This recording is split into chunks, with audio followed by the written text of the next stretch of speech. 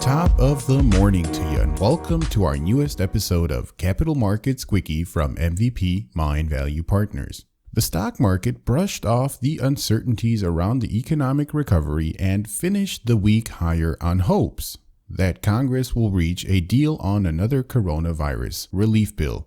Attention, however, turned back to the virus and its effects after news that President Trump and First Lady Melania Trump have both tested positive for COVID-19 and that they will be going into quarantine. And on the economic front, the U.S. economy added 661,000 jobs, making a slowdown in the pace of job gains. But on a more positive note, the unemployment rate came in better than expected at 7.9%. My name is Endrit Cela, coming at you from Frankfurt, Germany, Europe's financial hub and home to the ECB.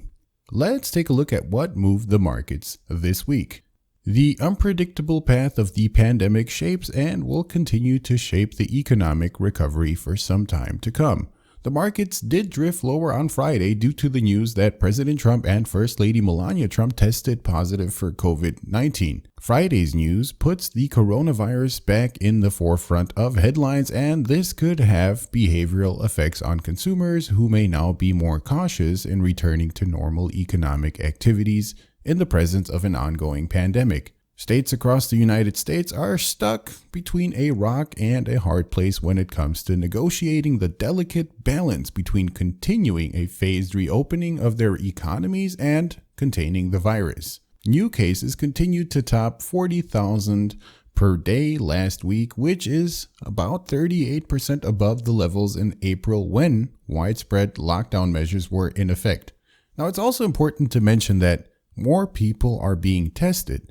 So obviously 1% of 1 million is less than 1% of 100 million. Now let's take a closer look at the job numbers coming out of the United States. The last unemployment report before the November election, which was released last week, reported good news showing positive labor market improvement and bad news showing the slowing momentum in job gains. The economy recovered 661,000 jobs in September, about 200,000 jobs short of consensus estimates and much weaker than the revised 1.5 million jobs added in August. So September did prove to be a very weak month on the stock market and on the jobs market as well. Retail, hospitality, and healthcare saw the strongest job gains while state and local government jobs declined.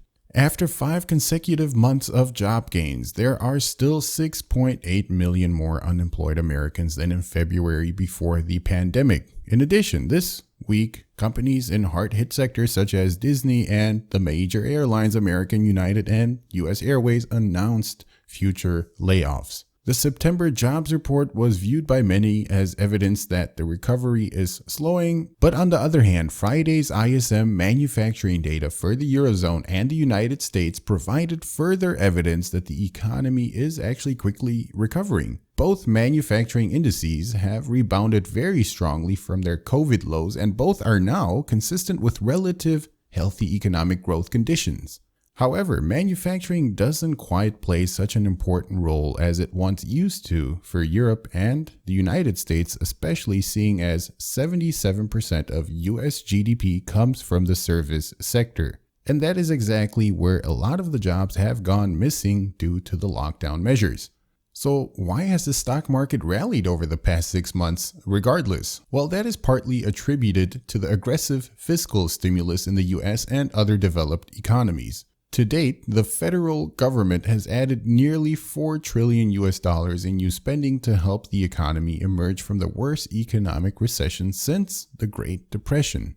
However, stimulus packages are not just free money growing on trees. The federal debt has now reached its highest levels relative to GDP since World War II, and Republicans and Democrats remain divided in how much the government should further support the economy. And last week, the Democratic-led House of Representatives passed a $2.2 trillion coronavirus bill, which edges closer to the $1.6 trillion plan floated by the White House. If a compromise between the two plans can be reached, the economic recovery can be more durable and sustainable this year and into 2021, which, of course, is very good news for the stock market, since the stock market is driven by liquidity after all, but also good news for precious metals since there is yet again a flood of liquidity and a cause for concern that inflation might pick up.